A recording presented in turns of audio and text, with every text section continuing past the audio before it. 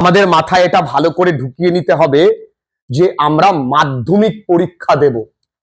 মাধ্যমিক পরীক্ষা মানে জীবনের প্রথম বড় পরীক্ষা। বড় পরীক্ষা মানে আমরা এক স্কুল থেকে অন্য স্কুলে গিয়ে পরীক্ষা দিচ্ছি সে বিষয় না। আমার বাবা মা আর কিছু বুঝুক আর না বুঝুক, এটা বোঝে যে পাড়ার 10টা লোক আমার বাবা মাকে জিজ্ঞাসা করবে তোমার ছেলে বা তোমার মেয়ে মাধ্যমিকে কত পেল। আমাদের সবার আগে যেটা গুরুত্বপূর্ণ সেটা হলো আমার মান সম্মান। আমার মান সম্মানের সঙ্গে আমার বাবা মায়ের মান সম্মানটাও জড়িয়ে আছে।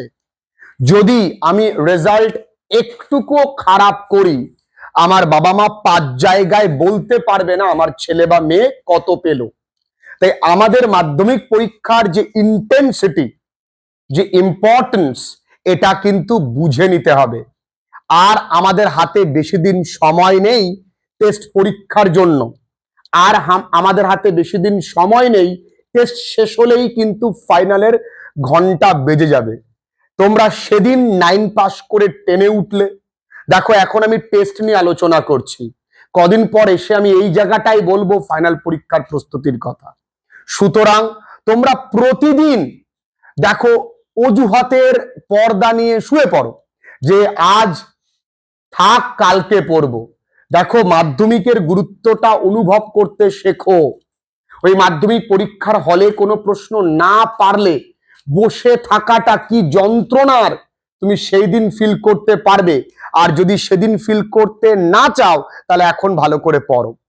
ইংরেজিতে তো একটি ছেলে মেয়েও ফেল করার প্রশ্ন আসে না, তবুও বলে রাখি ইংরেজিতে চোখ বন্ধ করেও 80+ নাম্বার পাওয়া যায়। শুধুমাত্র আমি যা ক্লাসে করাচ্ছি সেইটুকুনি ফলো করো। সে রাইটিং হোক, ওয়ার্ড নোটস হোক, আমি যত বেশি ভোকাবুলারি, তোমরা লক্ষ্য করে দেখবে আমরা এত শব্দ জেনেছি বলে আগের থেকে আনসিন যখন পড়ছি একটু ভালো করে বুঝতে পারি। আগে অতটা ভালো বুঝতাম না আনসিন, এখন দেখবে একটু হলেও ভালো বুঝতে পারছি। আনসিনে আগে চারটে আটকাতো, এখন একটা আটকায় ওয়ার্ড নোটস। আগামীতে আরো আটকাবে না, কারণ আমরা রিসেন্ট টপিক আনসিন নিয়েও আলোচনা করব। রিসেন্ট টপিক কি? আমাদের ইন্ডিপেন্ডেন্স ডে সেলিব্রেট হয়েছে, ওয়ার্ল্ড যোগা ডে সেলিব্রেট হয়েছে, তারপরে চেন্নাই একটা স্টেডিয়ামে স্ট্যাম্পিড হয়েছে, মানে রয়্যাল চ্যালেঞ্জার্স ব্যাঙ্গালোর ওপেনিং সেরিমনিতে বহু লোক পদপৃষ্ট হয়ে মারা যায়। পুরীতে জগন্নাথ দেবের রথযাত্রায় বহু লোক পদপৃষ্ট হয়ে মারা যায়। এই স্ট্রাইকিং রিপোর্ট গুলো নিয়ে কিন্তু আমাদের লেখালেখি করতে হবে। মাধ্যমিকের গুরুত্বটা এখন বুঝতে না পারলে আজ থেকে 10 বছর পরে যখন তুমি যে কোনো কিছুর ফর্ম ফিল আপ করতে যাবে তখন যেন সাইবার ক্যাফেতে মুখ লুকিয়ে তোমার নাম্বারটা বলতে না হয়। যখন আজ থেকে পরবর্তী প্রজন্মে তোমায় যদি কেউ জিজ্ঞাসা করে আচ্ছা কাকা বা আচ্ছা দাদা বা আচ্ছা দাদু তুমি কত পেয়েছিলে, তোমায় যেন বলতে না হয় চুপ কর নিজের কাজ কর, যেন প্রাউডলি বলতে পারি যে আমি এত পেয়েছিলাম।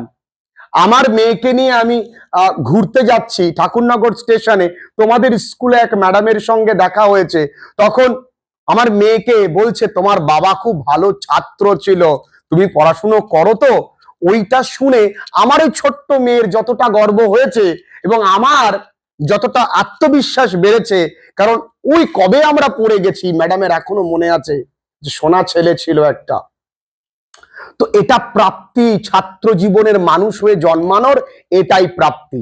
কিছু নেই বাবু, প্রতিদিন নিজেকে অল্প অল্প করে সময় দিতে হবে। প্রতিদিন পড়বো, খাবো, ঘুমাবো, এই তো কাজ আমাদের। যেমন ঘুম হবে দারুণ, তেমনি পড়াও হবে দারুণ।